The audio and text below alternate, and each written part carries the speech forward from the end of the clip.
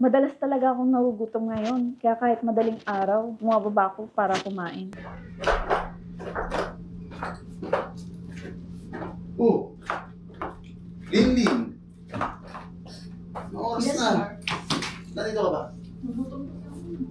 Ha? Ano na? Nagbibideo ka habang nakakain? Ano?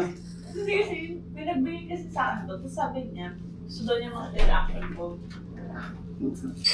Ano yung masarap ba? Dapat nagpe-fresh milk ka. Ito, kailangan ng baby to. Kailangan ng baby yan. Oo. Para ito yung baby pag lumakas siya. Hindi pwedeng hindi yan. Ano yun? Oo, anon dapat. Hindi ba yun ang anon? Dapat naman yung anon. Babalik ako. Ano magiging healthy yung baby natin yan? Sabi niya. Kailangan may anon.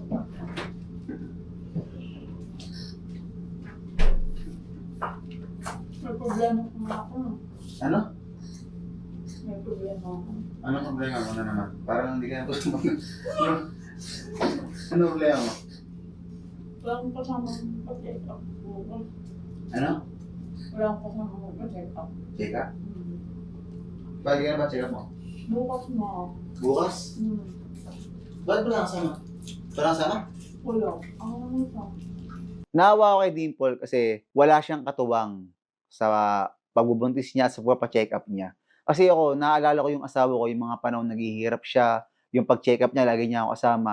And naawa ako kay Dimple kasi parang walang taong nasa tabi niya sa mga gantong panahon. Kaya nag-offer ako sa kanya na sasama ako siya sa pagpapacheck up. Ako, gusto mo samahan kita. Dapat lang. Dapat talaga, Merk, samahan mo ako sa pag-check up ko. Parang ang lagay may utang na loob pa ako sa'yo. Kanabukasan ng oras. Ano, mga after lunch. Matulog ka na pag kakain mo. Kain ka ng kain. Baka yung baby, Hindi, digest ko muna. sobra naman sa ano. Akala ko, Ayusin mo. pinungaan mo ko ng gato. Ay! Para sa akin to. Ayun lang na. Siyempre, kukuha ng talaga. Ayun lang mo naman. Ikaw ate naglili. Hinuhuli ko lang kung gusto mo ng gatas. Ang sabi ko kasi, ma'am,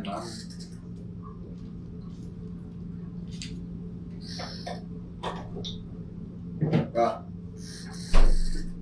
Ayan. Ay, Asa. Ikaw din pala regalo mo sa sarili mo yung baby. Kailangan mariyan mo ngayon ng ayos Sige na, good night. Bukas sa mga tala una. sige. Sige. Pag natutulog pa ako, tato ka lang Sige.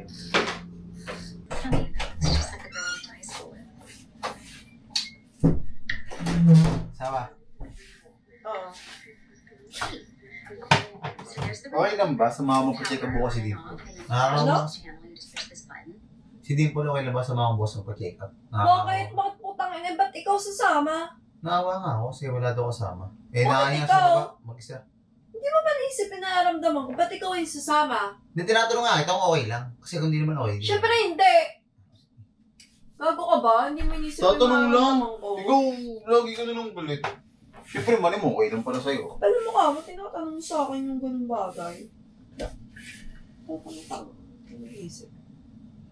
You wanna turn the volume up or definitely player and just pause and rewind and Siyempre ayaw ng asawa ko. And sino ba naman si Dimple para sundin ko siya, di ba? So, masusundin ko yung asawa ko kaya hindi ko nasama si Dimple magpa-check up.